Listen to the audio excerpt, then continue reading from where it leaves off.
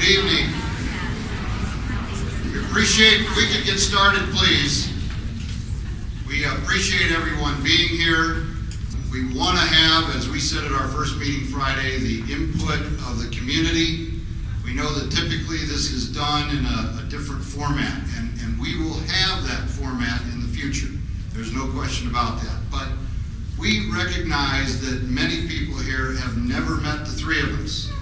And we wanted everyone to have an opportunity to meet one-on-one. We will move around the room, offering people a chance to say hello, give us their thoughts, ideas. In some cases, this is actually, in most cases, first introduction. And we thought that might be an appropriate way to do that. I assure you that we will have the traditional public comment portion of future meetings, but we wanted to start this way and hear the feedback, the interaction, the positive thoughts and ideas from many of you in the audience tonight. So with that, again, if we can take roll call by simply introducing our board. Melanie Adams, who you all met Friday for the first time, I believe, Richard Gaines, and myself, Rick Sullivan. I apologize for not making that introduction right from the start. Would either of you like to make any comment before we get started? I'd like to say this in reference to this format. I believe that the format should be more closely related to the one that the public school system has used, the police board in this town uses, that all sections of the Missouri State Legislature uses for their sessions prior to their basic business meeting. And that is one where the citizens have an input, where they basically direct their comments to the city members of the people, in this case, this board.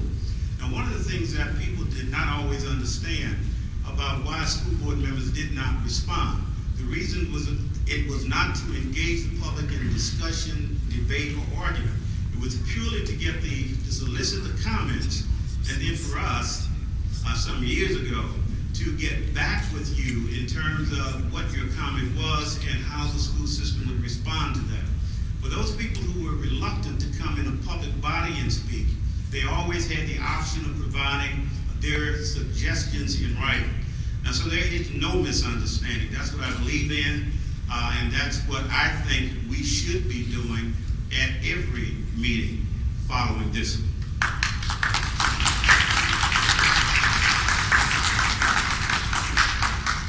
With that, if we can get started, the three of us will be available around the room, either sitting at a table, standing. I know we have a large number of people and only three of us, but we hope it's a chance to interact, hear questions, comments. Remember, we are looking for feedback. This is a very new board. We have not had the opportunity to work together a very long period of time, so today it's listening, learning, and hearing feedback from all of you. And with that, we'll get started. Thank you. I have one other statement to make. I have been asked by various portions of this community, and I mean large portions. My phones have been completely filled since I chose to accept the offer from President Reed to come on this board. And I've been asked why.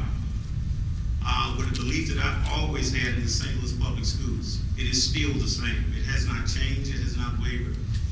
I believe at this point in time in history that this particular body has an opportunity to do something that no board since Dr. William A. Kottmeyer set in the school system.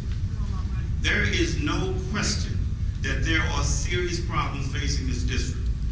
I think by virtue of the fact of what has happened, which has been dramatic to me as well as it has been to most of you, this entire state knows that.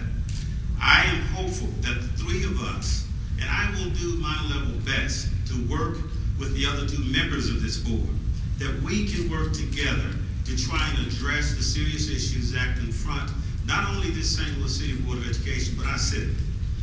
And you have my assurances that I will do that. Now I am willing, ready to meet with you and address and answer any questions that you have for me.